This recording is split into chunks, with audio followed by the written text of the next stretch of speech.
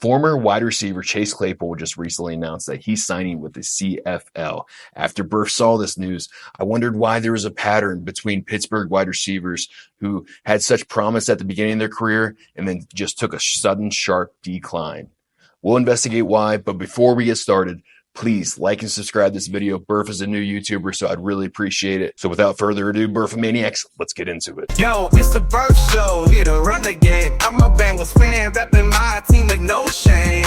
First up is Antonio Brown. He was once the best wide receiver, not only for Pittsburgh, but for the entire NFL. He was that wide receiver that you wanted on your team. Brown had a great track record with the Steelers too. He had 7 seasons, 1,000 yards plus, with one season almost 1,700 yards. That's right, 1,700 yards. And coincidentally, Chad Johnson for the Cincinnati Bengals also had 7 seasons with 1,000 plus yards. And also coincidence, Chad was one of the first NFL players, really one of the first athletes to join Twitter and social media. He was really a trailblazer for the rest of the athletes that we see on social media today. However, fate took a curious turn because Antonio Brown in 2017 posted a video inside of the locker room live streaming Mike Tomlin giving a speech.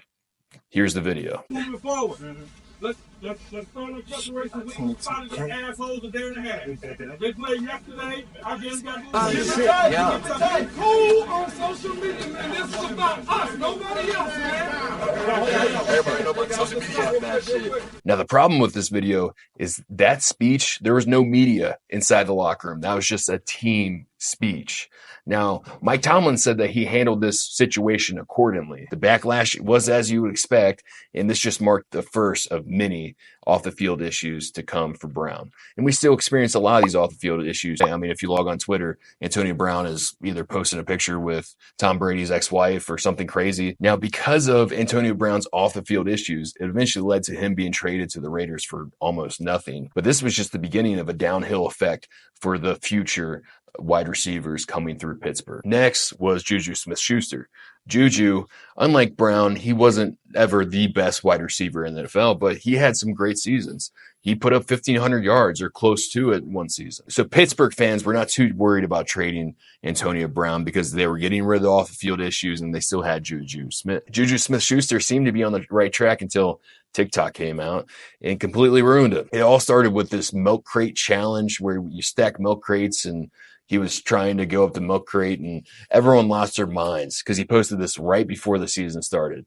Pittsburgh fans were thinking, dude, our wide receiver is going to get hurt before the season even starts, doing a milk crate challenge on TikTok. But this was just the first of TikToks that was really going to end Juju Smith. Pre-game, he started posting TikToks on opposing fields dancing on their logo. This obviously sparked controversy, but Pittsburgh was undefeated, so it didn't really matter for Pittsburgh fans until the Cincinnati Bengals and Ryan Finley came along. The Bengals kicked the snot out of not only the Steelers, but Juju Smith. Von Bell completely embarrassed him. Mind you, they were 11-0 at this time, and criticism from Yinzers just started pouring in towards Juju. And this was ultimately the end of Juju Smith-Schuster. But not to worry, because Pittsburgh got another social media influencer, Chase Claypool. And he has a very similar story to Juju Smith. He just wasn't as good as Juju. He never broke 1,000 yards. I think his highest season was close to 900 yards his first 2 seasons, and then a steep decline after that. But while Juju was TikToking on the Bengals logo,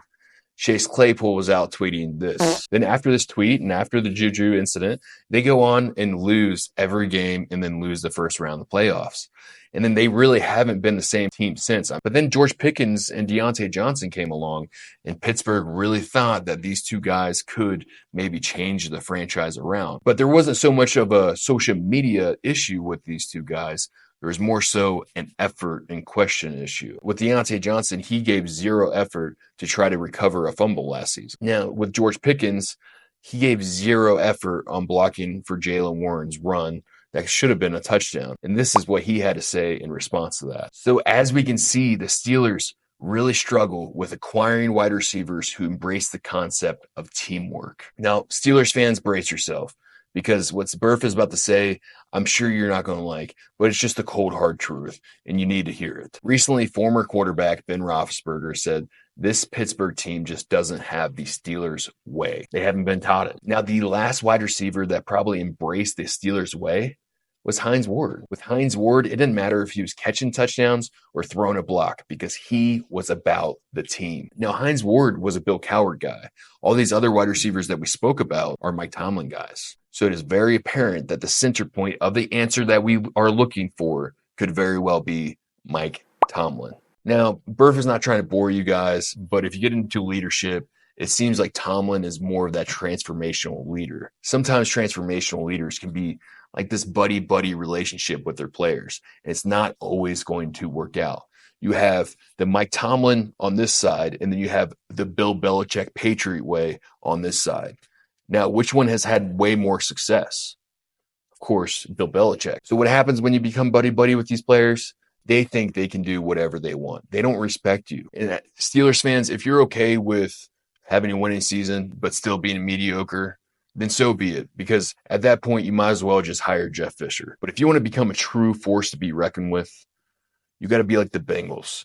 You got to hire a coach like Marvin Lewis, Zach Taylor. Just two of the greatest coaches I could think of on the top of my head. Till you can hire a head coach that can display that leadership that Burf has, expect these player drama, diva issues to continue.